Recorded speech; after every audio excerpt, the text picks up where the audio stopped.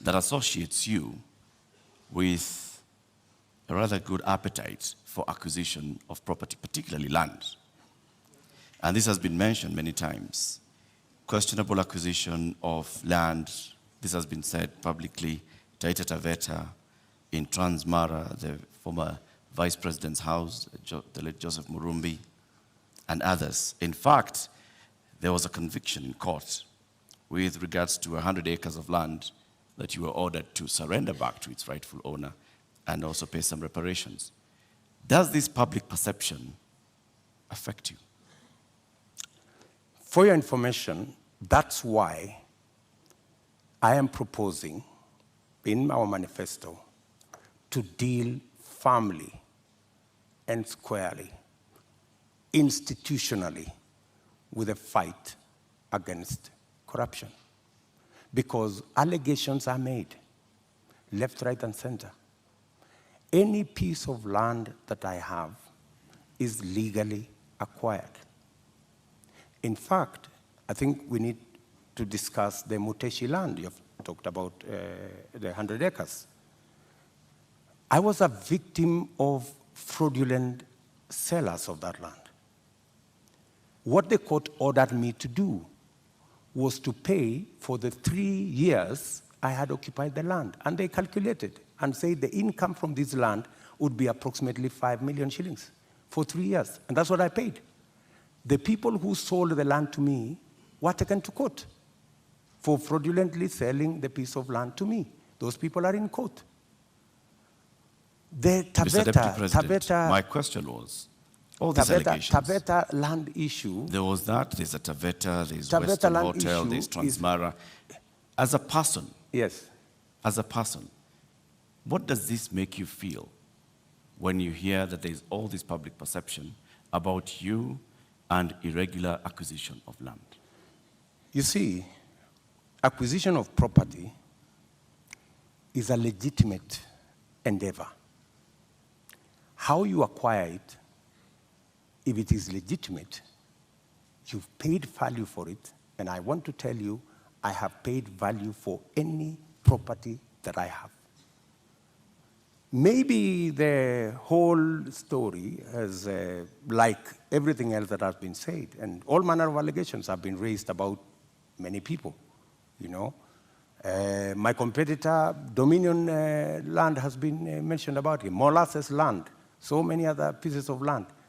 Does that make you guilty? Not at all. I think the presumption of innocence and the fact that I can stand up to scrutiny. And for your information, I am probably the politician in Kenya that has been audited, left, right, upside down, inside out, on any matter, you know? And maybe because I have raised my head beyond what many people think I should. If I was a quiet business person, I am sure I wouldn't attract the same kind of labeling that I've been subjected to. How much is enough? Enough is enough.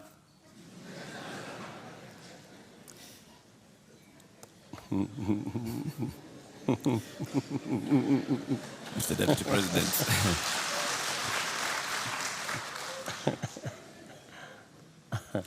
Mr. Deputy President, we'd like to conclude this conversation with the election preparation. We're just 2 weeks away to the August 9th general election. You've previously said that, yes, you are willing and ready to accept the outcome of the election. Are there any circumstances under which you will not accept the outcome of the election?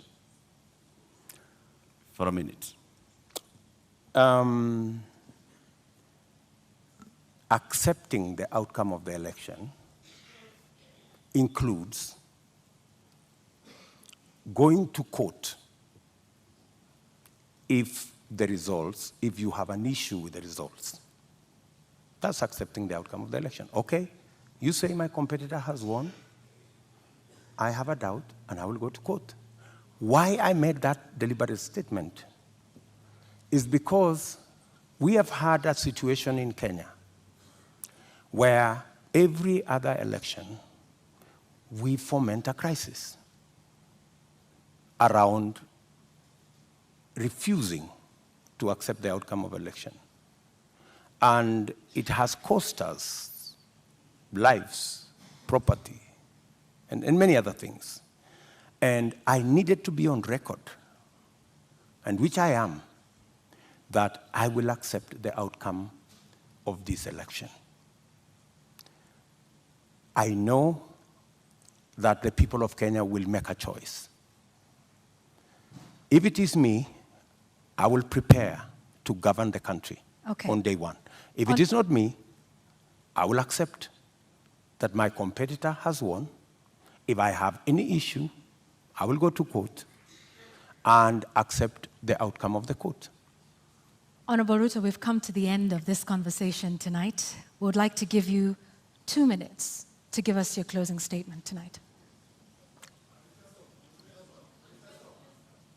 I think it is very important for us to look at this election against what is the competition. Our competitors have run away from this debate in total contempt to the people of Kenya, because it's not William Ruto who is going to make this choice. It is the people of Kenya that we are speaking to. They have very little regard for the people of Kenya. They think the deep state is going to make the decision. They think that the system is going to make the decision. I want to tell the people of Kenya tonight that they are the ones who will make the decision on the 9th of August. Their vote is what will make the next government happen. And I want to encourage them to disregard the propaganda, the mobilization of chiefs and all these people and the provincial administration and the whole of this contempt and madharau, and tell them, tarehe 9 mwezi wa 8 wa Kenya, ninyi ndio mtaamua serikali ambayo inakuja. Na mimi nawaambia, serikali ya Kenya Kwanza itapunguza gharama ya maisha. Tutahakikisha kwamba watoto wetu milioni 5 wako na ajira.